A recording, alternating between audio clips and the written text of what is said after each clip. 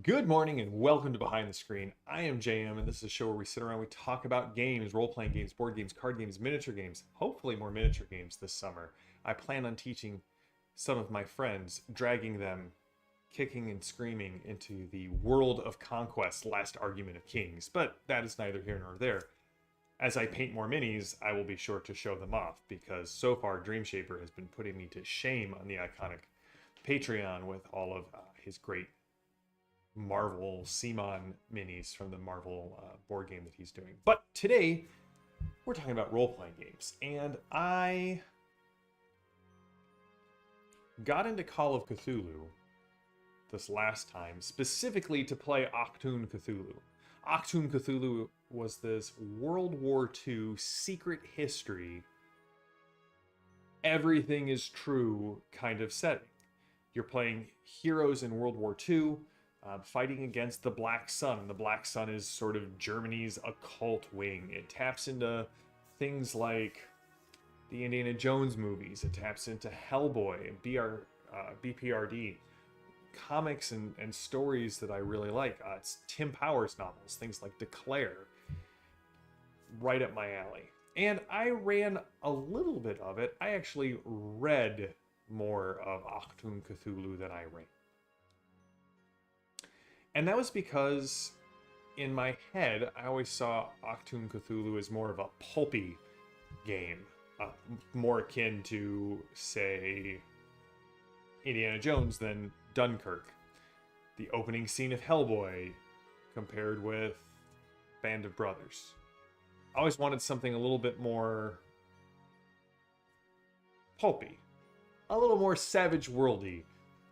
Nice at the Smith dinner table. Yes, James. Also, good morning to James and Tink and John and Grom.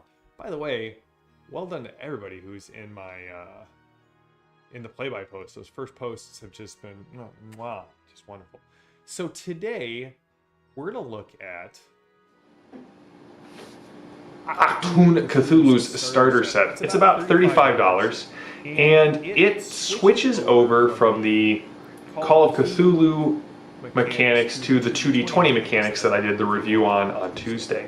And I love the UK starter boxes. I don't think anyone in the gaming business is doing starter boxes as nice as Cubicle 7. Actually, it's more of the European.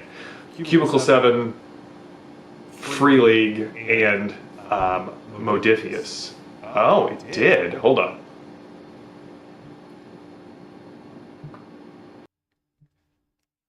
Did not realize that when I set up the new mic. I think that should have solved it. Thanks, John. John Doom's always my technical advisor here, helping me out as new things arise as new technologies are tried. So we're trying this for the first time. You guys let me know if you like having sort of the book cam, if you will. So one of the things that I really dig about the new Modifius stuff is that you see here where it says special issue. That was, hey, Ronnie's here too. Civil Savage, good to see you, buddy. I got to see Ronnie in person for like 65 seconds because it was just, the thunderstorms have been crazy. Anyway, they're set up, the covers are set up like pulp magazine covers. And this is a special issue because they started the player's guide with one. So one of the neat things that they do is you can see here that on the inside cover and on the bottom cover, that's the GM screen. That's all the information you need to know to run the game. The difficulty, the complication range, attribute bonuses, weapon ranges, weapon effects, weapon qualities, all on hand for the GM right away. It comes with what you may expect, some dice, so 2d20, and they are sort of this translucent green, and they come with the effects and the hits marked on the dice. Because if you remember, I said in 2d20, you roll d6 for damage, and on a 1, you do 1 extra point of damage. On a 2, you do 2 extra points of damage, and on a 5 or 6, you do 1 and the special effects. It comes with this pulp World War II adventures versus Cthulhu.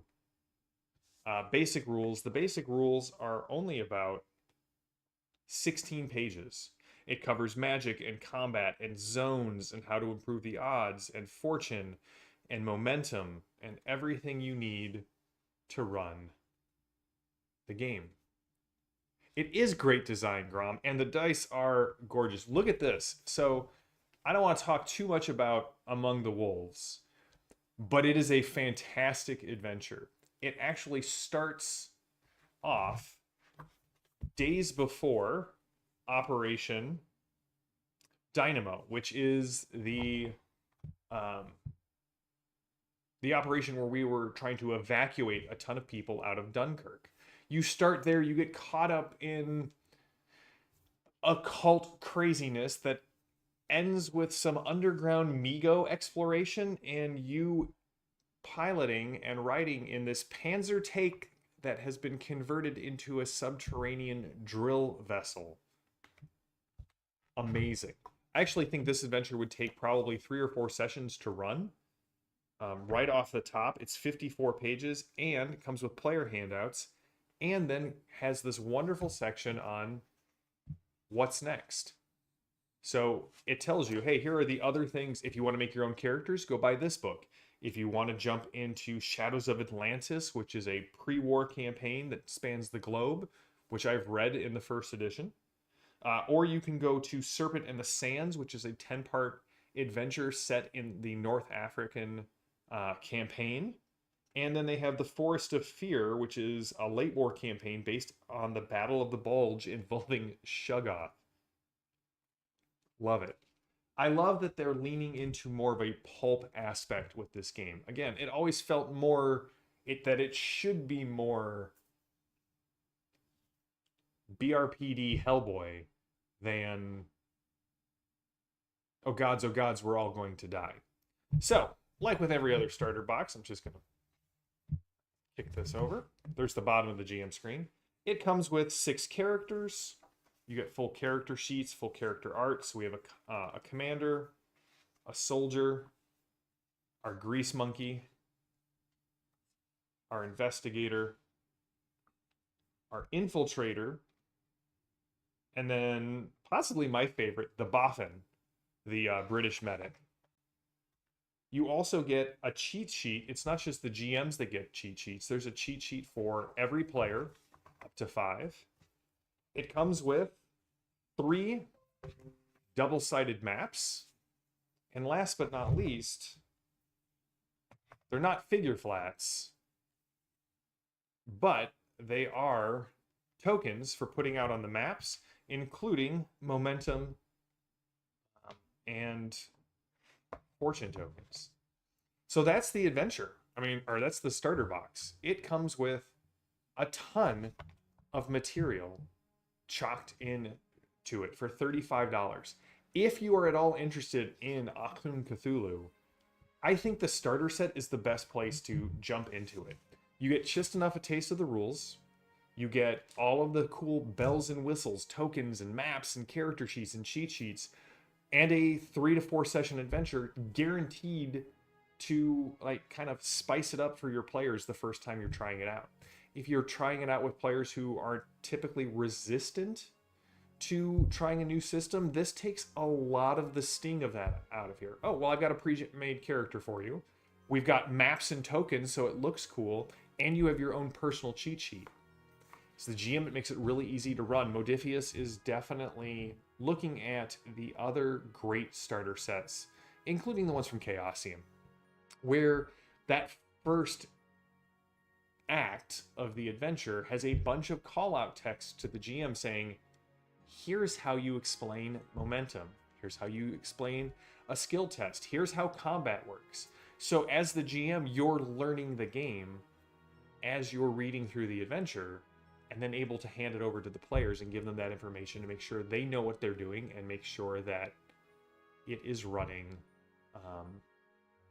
smoothly. So, let's see here. Syl Savage, yes, Hellboy is a good tone to take. And it feels like it. It feels like the forces of Majestic could be sent to a remote Scottish isle to stop Rasputin. from starting Ragnarok.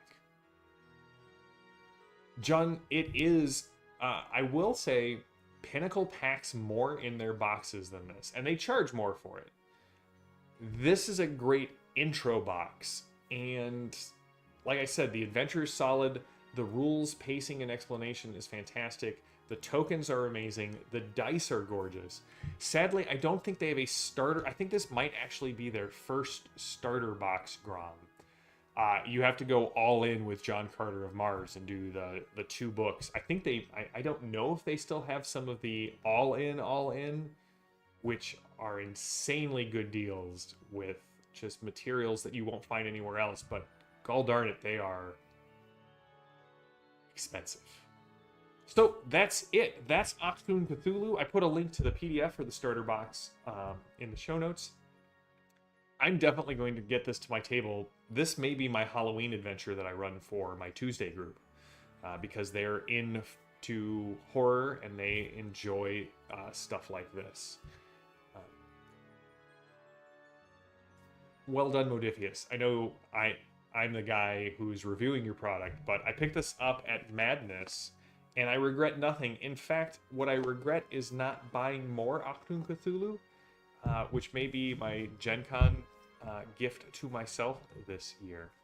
So I'm taking next week off. There will be no behind the screen next week, and that is because a week from now, Wednesday of next week, is the 1-year anniversary of the incident that completely changed my life forever. And so I know I'm going to have some ups, I'm going to have some downs, and so I'm just taking a week off for my mental health, make sure that I'm taking care of myself physically, but we will be back. Not this Tuesday, but next Tuesday with more behind the screen. We're going to have more beyond the tables this next year, and we're going to have the next episode of Exploring Glorantha. Again, not this or sometime in June. Yeah, Grom, the all-in bundles, I've always regretted not being able to get the all-in bundles for Conan or Infinity.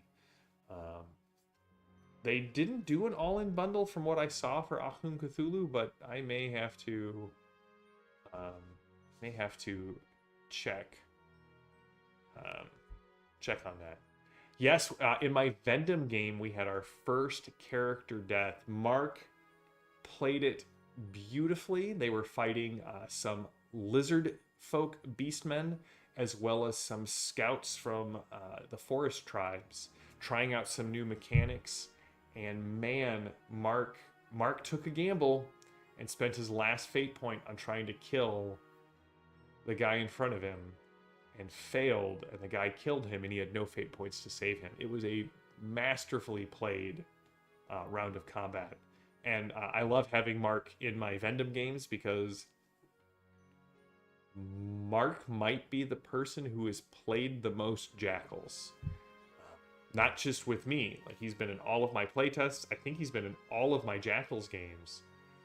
And he plays in Becca is running Jackals at my old friendly local game store. So thanks, John. I agree, and it is a wonderful anniversary to be able to celebrate. Hopefully, as the years pass, that anniversary just doesn't get celebrated anymore, and I just get to stay focused on all of the fun things that I'm doing. But that'll be it for today. I will see you all in a week and a half. Until then, stay safe, stay healthy, stay gaming. I am JM. This has been Behind the Screen, and I will talk to you all later. Till then, have a good one.